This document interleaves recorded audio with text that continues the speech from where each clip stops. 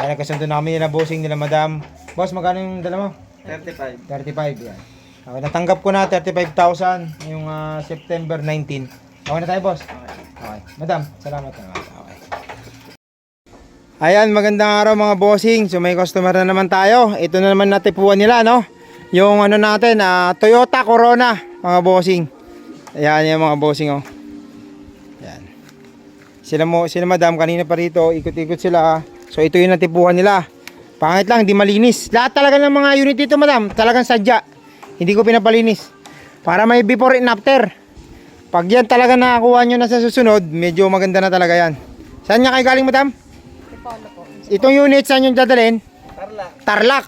Yan, dadalhin na agad din ng Tarlac. Pagka naayos na natin, okay naman to, pwede naman tong iuwi ngayon. So, nabayaran na to nila madam, nila bossing ngayon, binayaran na nila to ng buo.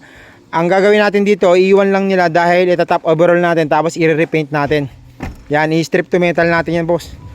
Tipong ano, ito kasi, pag niliya mo lang yan, tapos inano lang ng pintura, talagang mga 3 months lang yan, bubukol yan.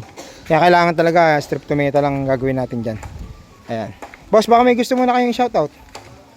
Shoutout sa katrabaho ko. Ma-absent ako eh. Dahil dito. Dali.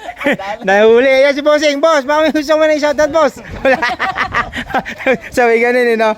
Ayan. Ayan, nagkasundo na kami ni Bossing dito, nila madam.